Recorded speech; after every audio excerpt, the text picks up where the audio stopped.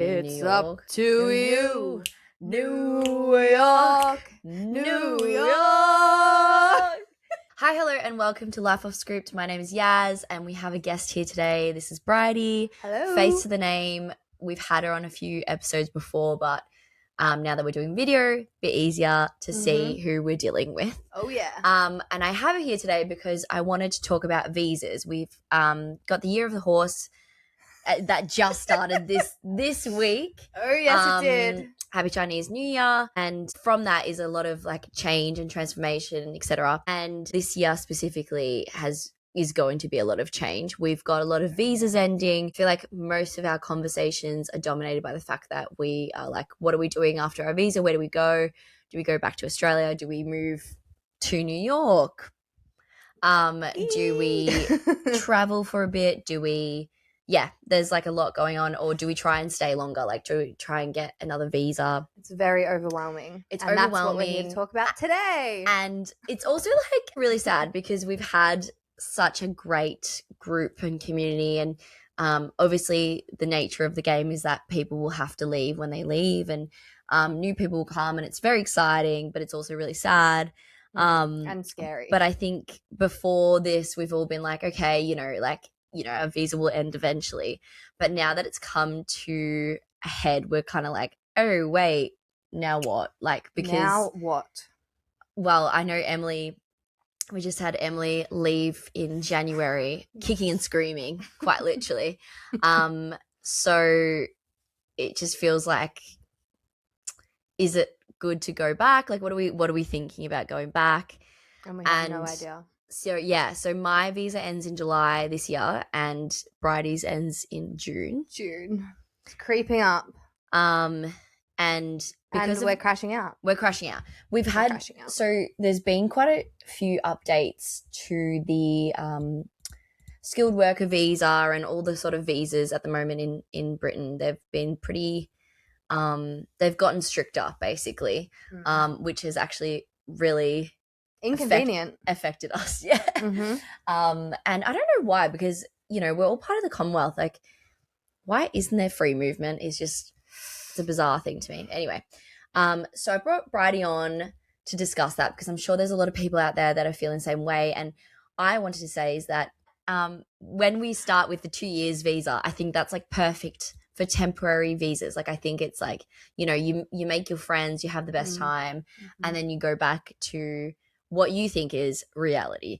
But I think a bit of a catch-22 is that obviously you want to stay longer, you stay that extra year that you can do on the youth mobility visa, and then from there it feels like a bit of a cementing of your life and your lifestyle, and it becomes almost like ripping all of this like life that you've built here away when it ends. And if you can't get a skilled worker visa, you can't get any other visa, like that is the reality, is that you've just built this whole life and now you have to start again, which is terrifying because you have made me anyway, made my adult years here really. Yeah. And now I'm being forced to leave, and I have no idea what life looks like for me anymore in Australia if I go back to Australia. But yeah, it's scary. And so many people, especially right now, are in the exact same situation. We're sort of all going through it at a very similar time, and it's the main topic of conversation right now, isn't it? Is visas. And yeah, it's very stressful. So I think it's good to talk about it. Yeah, it is really stressful. It's dominating our conversations, and we're all kind of doing different things. But that's also sad as well, like leaving behind like something that we've like created all together. It's so scary. Like ever since Emily's left as well, it's just been different. The dynamic has changed. It will never be the same, and that is so scary. But then also I guess it's that thing of, if it ends, then that means that, it's been such a beautiful era and you can look back at it with nostalgia, and it hasn't like, extended past its expiry date. Well, that's the thing as well, isn't it? Is it's like forcing you to do something different, where sometimes if you can stay here, you're just going to stay here for another 3 years and do the same thing, which is fine, but it's like it's nice pushing you to go to the next chapter of life. And I think we're now at this position where I guess it's an inverted version of what we started with when we first moved to London. And we were so excited to start this like fresh, new, clean slate, I guess, in another country. Of course, scary. And I think we have to just go back to that mindset as well and be like, okay, we need to embrace this change and hard get excited. When you're comfortable. Yes. Like we're comfortable now. We're comfortable. We've built a really nice life here. But that was the same situation of when we were in Australia. We were very comfortable. So moving over here, we felt, I guess, the exact same. But for me, I feel like moving home is even more scary. Not because of the, I guess because of the unknown. But moving here, it was sort of like an experience. And then now moving home, we're changed for the better now. We're so different, and moving home feels like the end of the experience, which obviously we need to try and change that mentality. Yes. It's a new beginning, but moving home, it's just like, oh, well, it's over and back to reality. And that is so stressful. That's and so scary for me, especially coming from like a smaller town. I completely agree with that. It feels like the experience is finished. Yes. Rather than we're changing and we're starting something and we're new. onto the new thing. It feels like the end of the world. And like, to be fair, though, anyway. we have discussed the idea of, you know, moving interstate, so not going back to the same state that we are from, and that could be like a nice way of like assimilating back into that lifestyle, but it's still being novel and new to you, that it's still different, but it's just like exciting, familiar. Yeah. Like going to Sydney instead of Melbourne or something like that. And also having that different lifestyle. Like Melbourne is so fun and exciting, but we know it like the back of our hands. It's our reality, and everyone's like, but Melbourne's so cool. It's like, yeah, but we're not from Melbourne necessarily. We're from a little bit out of Melbourne, but, you know, Melbourne is our home city. And for us, it's home, which is great. But, you know, we're going home, where if we go somewhere else, it feels like a new journey and an exciting new chapter. Completely agree. Yeah, exactly. It is a privilege that we have this lifestyle here that we've curated, really, and created. And, you know, we have so many friends from all over Australia and all over the globe that we've met here. And, you know, everyone's moving to different parts. And so whenever we travel, there will be always someone that we know. Someone somewhere, which is exciting. And really, you know, it's great for that. But it is like a bit stressful when you're like, oh my God, like, so where am I going to be? Yeah, where am I going to be? That will be like the best situation moving past this lifestyle that we've got. And like, it's a lot of effort. And like the amount of effort we've put into London, it's just like, the fact that it's coming to an end is so stressful.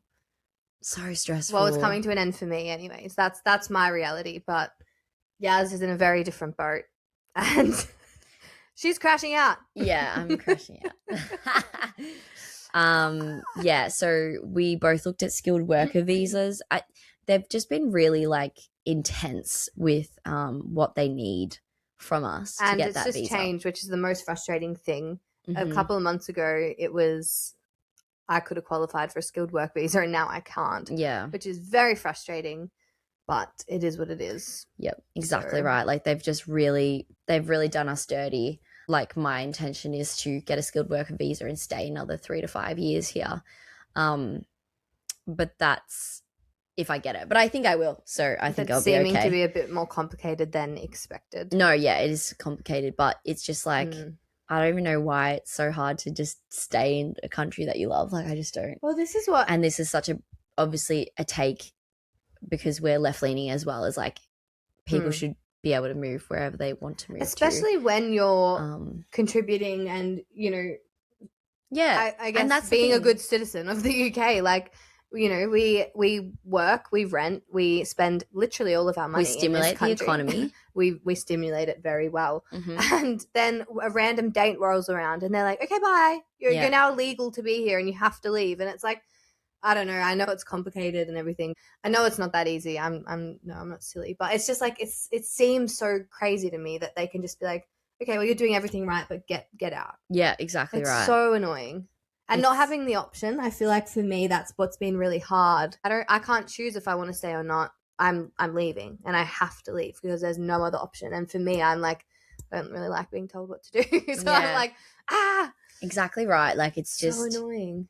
And I don't know why, but it feels like it's come out of the blue. Like I feel It's like we've what? come out of the blue. Like we knew about it, but now it's just like It just creeps up. Time gets away, and Yeah. then like this year rolled around. It's like, oh, it's an after Christmas problem. It's a this problem, and then now it's like, okay, it's 4 months away, and I'll be leaving the country. So what am I doing with my life? Yeah. And I feel like so many of us are in the same situation, same but different situation. Like, yeah, we have about 4 friends right now that are all contemplating whether they're staying, if they're like their visa's ending, if they can get a skilled work visa. Like, we're all in these situations of like what is going on. Yeah. And it's very stressful. At this point, there's a lot of her friends that are considering not even going back to Australia, like just like moving somewhere else. Like we were looking at Amsterdam. The visas there are quite cheap. Copenhagen's but Copenhagen's conditions on the visa are just like tough. Yeah, it's I think tricky. It's you can work 6 months of a year visa, and you can only work 3 months max in one spot, which is just like, how are you supposed to get a job with that? But anyway, it's just like cafe work. Like the whole thing is it's meant to be like a very chilled work visa.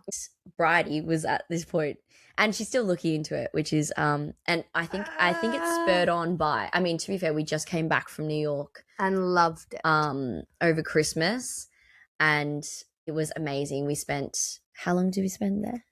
8 days? Yeah, 8 days or so there. It was jam-packed. We literally had a full itinerary. It was so cold. We actually got a snowstorm during that time, which was so exciting. It was. So we sick. Snow in Central Park. Yeah. It was magical. And it has to be one of the coolest places I've ever been. It's so cool. Like, yeah. It's a very cool place. In its own way. Like, it's magical. There's nothing like New York City. Magic, the vibe of New York City. Magic, cool. You did not just say that. Sorry, that was so corny. Anyway. We saw Chicago the musical, which is my favorite musical. Unbelievable. I love it. We met Tate McRae. We met Tate McRae in Soho. Mm-hmm. We did some shopping. We saw the NFL and ice hockey. We went to the Jonas Brothers. We did. That was the first night, and it was their last. Was it their last night of the show tour? Of the North America tour? So they brought out Norah Jones, guys, and Jones. Jojo, not Jojo Siwa. No. What did she sing? Too little. It's just too little, too late. That one. We had Samba came out. Oh, how did we forget about Samba? Yeah. He is unbelievable. It was random. They basically like barely sung their own songs. Like they were just like, it was anyway, guest we brought in after guest after guest. And I was like, guys. And so I think they brought out their brother and Frankie, someone else. Oh, that Japanese, the Japanese piano player. And they brought out the guy that sings the rap on "Burning Up in This Place Tonight." I don't remember that. Yeah, he came out. The big guy, massive guy.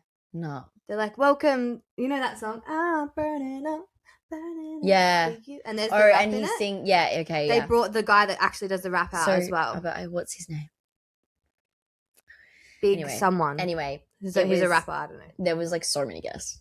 Like it was a great night. And we were so jet lagged. We took how long was the flight? Say 7 hours? 7-hour flight in the morning. Late morning. But 5 hours difference with New York and London. So the concert started at 8:30, and that was actually 1:30 a.m. in London. So we didn't go to bed until probably like 4:30, 5:30 London time. So by the time we got back from the concert, we were buggered. But honestly, it's probably the best way to do it. It forced us to stay awake, and we were tired the next day, but we were like, I think it was fine. Yeah, no, it was fine. We were just happy to be there. Yeah. It was so cool. It was really cool. We had a really great time. It was so good. My favorite was Rockefeller Center. My favorite was Rockefeller Center. We booked it for Christmas Eve ice skating rink. I was crying the whole time. Before we got on though, the best thing happened, which was we saw Buddy the Elf. Oh yeah, we saw that. No, I was going to say so what happens is people can book the ice skating rink for 3 minutes for their proposal. And it costs like a stupid amount of money. Like 800 or something more than that. No, I think it was, oh yeah, I think it is for the 3 minutes. Yeah, for 3 minutes it's like 800 USD, and everyone gets cleared off the ice rink and you have it, you know, for those 3 minutes. Like, exciting. Anyway, we rocked up, and like, of course, it's Christmas Eve. It's Rockefeller Center. Like, it's a perfect situation, like a perfect place for a proposal. However, the guy that was proposing to the girl, they both clearly could not ice skate. So I'm like, I don't know why he chose. I don't know why he thought it was a good idea in that moment. It was bizarre. But anyway, she just kept falling over.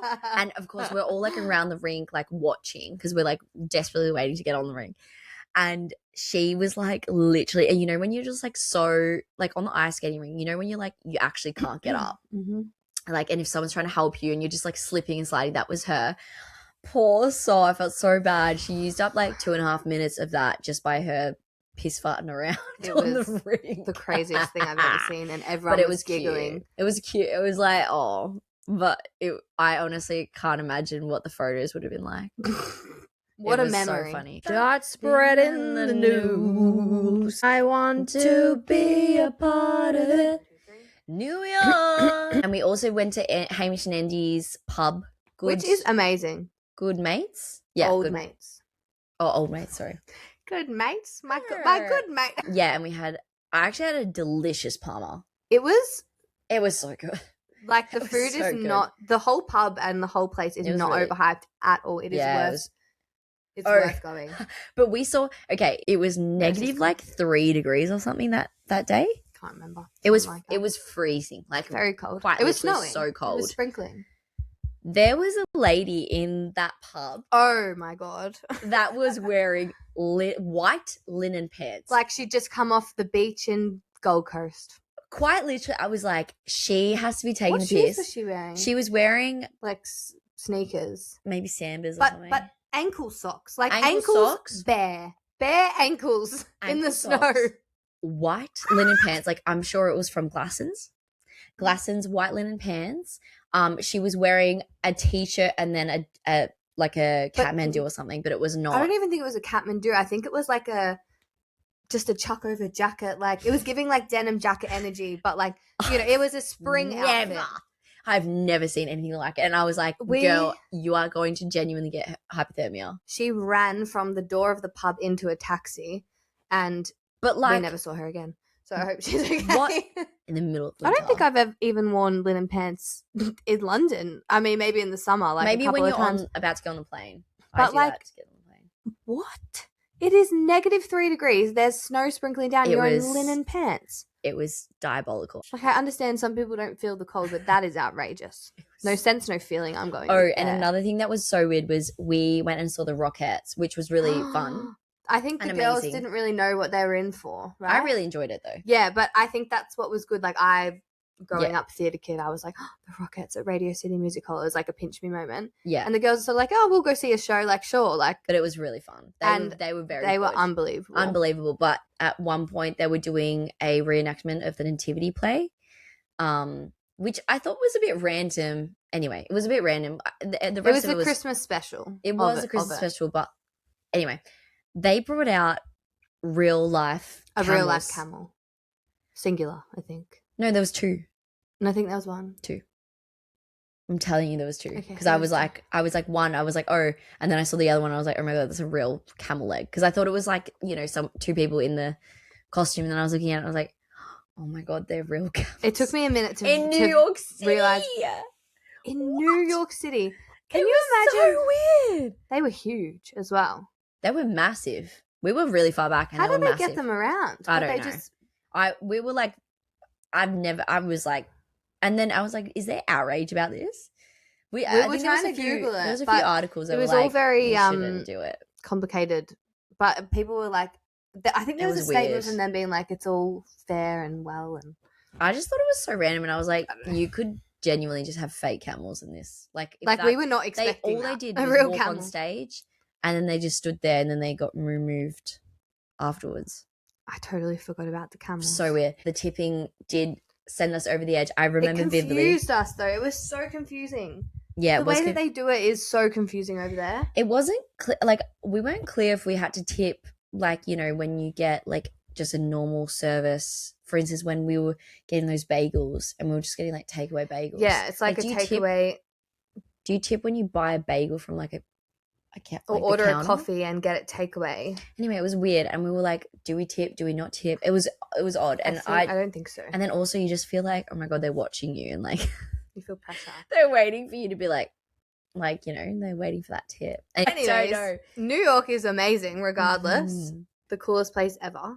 Yeah, and I got Brydie onto Sex and the City show, which is like I'm loving it. Iconic, obviously. I'm loving every second of it. She hasn't watched the movies yet, but I love the movies too. I just think watching it now obviously they're in their 30s, so they're a little bit older than us, but watching it now is so relatable for me. I feel like if I watched it years ago, I wouldn't have enjoyed it as much as I do. But for me right now, I'm like, this is literally the life that we live with the girls. Exactly. And it's like you go through and you're like, funny. I'm so Samantha this week, and I'm so, you know, Miranda, and it's just and they have such good like episodes surrounding like certain things that men do or women do, or you know, so love relatable. Sex. It's just it's perfect. I love it. It's perfect. I'm a massive fan, and it's also like, you know, they're flawed human beings, and that's like the best part is like they're not perfect. I love it so much because it just makes me feel like I need to be in New York City. Like I felt like Carrie Bradshaw in New York. Correct. So anyway, the point of that is that Brydie loves New York and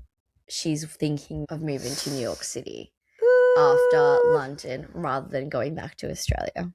Yes, but it's seeming a little more complicated than I thought. I need to deep dive a little more. I've done lots of research. I've spoken to people, and it's not easy to get a visa right now in America, considering the current political situation. Yeah, obviously America's going through it, but New York is like, if I was to think of like somewhere to move to despite everything, I would move to New York. Yeah, like we were a little bit concerned going there initially. We're like, it's America, you know, but I mean, other than like little things, seeing American flags or whatever, like you don't even think that you're in. On the ground, it's pretty okay. New York is also a blue state, and it's very progressive, and a great mayor. I love him. I follow him on Instagram. Yeah, he's so sweet.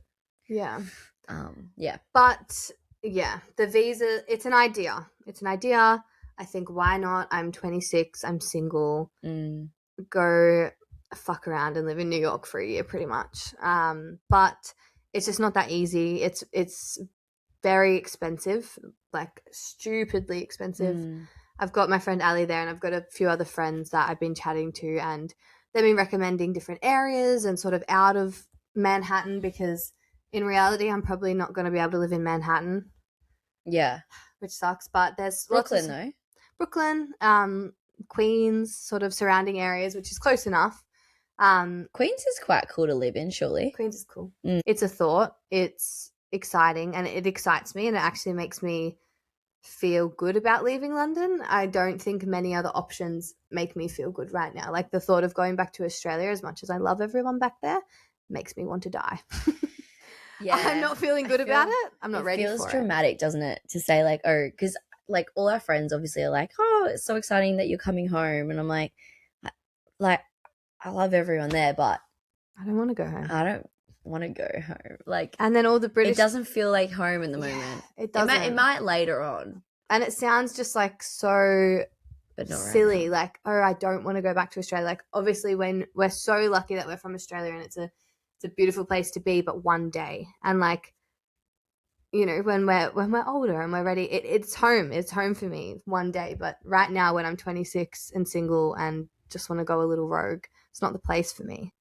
I want to be in a bigger city. I agree. I want everything to be fast and fun and exciting and challenging. I think the reason that we love London so much is because it's not easy. It's not easy to live here. Like, it's hard, it's difficult, but then it makes you feel so much better about yourself, and you feel really resilient to the life experience and the character building stuff that happens to you. You're like, wow. It makes you feel so much more proud of yourself, and how much you can really push yourself in like such a exciting but difficult city. Like, they don't London doesn't make it easy. I will say that. We've had a few crash outs in our time, that's for sure. The amount of times you cry in London is just like diabolical. Like I the other day I literally finished a gym class and I was just crying. I started crying because, and it was to do with like there's a lot of things happening at the moment in my life, so like fair enough that I was crying, but yeah, the thing that triggered me was that it just started raining. And like it has every day. It's been a really bad winter. Like we have been dealing with like the rain. The rain has just been every day, like without fail. And not just the normal London rain, which is quite drizzly. It's like pelting down rain, like Melbourne rain, I would say. It's so bad. Depressing. It's so bad. Anyway, I'm wearing my puffer coat, like hoodie up, and I just like start crying.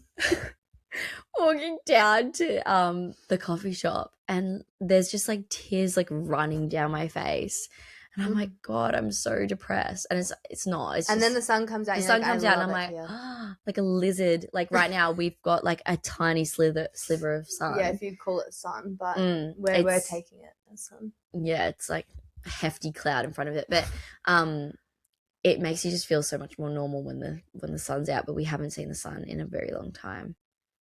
But we still love it here. And we still don't want to leave for some strange reason. I mean, I'm just counting the days till summer. Yeah. Sally said the other day, actually, it's 100 days for summer. So I'm taking that on as something. Oh, yeah. It's also hard going back to Australia because for me, I have 2 new nephews coming this year. So my sister's having a baby in 2 months. And my brother's having a baby in August. Not my brother specifically, but his partner. Really? Having a baby in August. And I've already got 2 nephews as well. And so it's just difficult to consider like that. That's something that really makes me worry about what I'm choosing and if it's the right thing to choose. But the thing is like, I need to choose what makes me happy. And you know, not that doesn't, but it's just very different for you right now. Yeah, but I can't uproot my whole life for other people. When they're so young as well, it's like they're not going to really remember me. So I'd rather do it now and then be there when they're like really growing up and stuff. And like the thing is as well, like the reality is like you're going home to like family like that. Lots of your friends are married, settled down, having babies. It's a very different pace of life. And if you're not ready for that yet, then you're not going to thrive. You're not going to enjoy it. Like you will enjoy it being around people you love, obviously, but it's not for you in that moment. I also think they just don't, like, it's really hard to be single in Australia. Like, especially where we're from. So difficult. Yeah. Did you read that article, that Vogue article about having a boyfriend is embarrassing? Cringe? Yeah. I think there is a movement now, especially in Melbourne, and like the cities, that you know, there's more like girlfriend culture and like hanging out with friends and making sure you have time for that and celebrating that rather than always just celebrating you being in a partnership. And because I think, I mean, that's just always been the case before, but it's nice to be with your girlfriend. So I think there is a movement towards that, but it's still really difficult to be in Australia and be single. There's more pressure on it there. I feel like the pressure to settle down, like with the fucking next guy over who's a loser that has no life ambition and literally can't do simple maths. And the complicated thing as well is like now that we've sort of, I'm not saying there's anything wrong with never leaving your hometown, but now that we have stepped out of that, it is so hard to go back into that. And like lots of people still have the same views, and it's very, people are like, oh well, we have to move home eventually, and it's like, well, I actually don't have to. Like I don't have to do anything. I don't have to do anything. But I don't have to do anything. That's the way that they know. So it's and then you feel pressure going back and like, oh well, I'm single and like I don't want to do this, and I feel out of place doing that. And I think the thing about moving abroad or being in London especially, it's like anything goes. It doesn't really goes. You could be single forever and it's absolutely fine. There's a lot of change happening. We have to embrace it.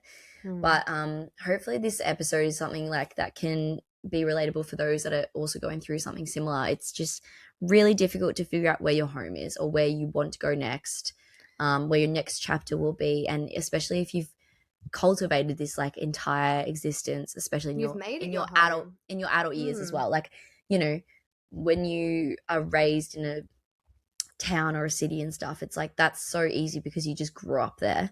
But then making your own home in your adult years is just something different entirely. It's so so intentional that it feels really upsetting and disappointing to have to leave it. Forcefully leave, like you're basically deported. Well, we are, yeah. Because of these arbitrary rules that, like, I understand that they're obviously like for a reason, but there's just still something so upsetting about that, and it's just a shame, really. It's a true shame, and we are still all just trying to figure it all out, and you know, we're still in our 20s, so I just think that we have to just embrace change at this age and know that, like, at least there's not many things tying us down at this point, so we can move freely. Yeah. Which is, you know, a very privileged take. Like, we don't have anything that really stops us from doing our own thing, which is good. So we have to take that with a grain of salt, that we can just decide to move and know that we can move. Like, now, any type of moving is a bit scary, but it doesn't terrify me as much as when we first moved to London, because I'm like, oh, I know I can make it work. And it will be fine. It's just going to be difficult, but it will be. Just the initial change, which is scary. Yeah, the first 3 months are crazy, but after that, 3 months. And a lot of admin. Oh, the admin's crazy. You have to lock in with the admin. What the fuck? So basically, our POA, our plan of action going forward, is to not crash out. Not crash out, although we should embrace the crashing out. Should we need it, we will embrace it. But it's now making sure that we travel as much as we can during this time, make the most of it, and make sure that we are really doing as much as we can in the short period that we have. And plan the next journey, really. For me anyway, not for Yaz because she's staying. But even that is terrifying. Like, not being with you is like very scary. I know, that's so scary. That's very scary. But for me anyway, is like, okay, this is not reality. I'm not staying here. What's my next journey? And romanticizing that and not being like, it's the end of the world, I have to leave. Changing the attitude, putting it into a positive light and being like, nope, it's pushing me to do something else, or else I probably would have got very comfortable and stayed here for another 3 years, which is so fine. I would have loved to do that, but I'm just sort of, you know, trying to change the attitude, or else I will have a mental breakdown. Yeah.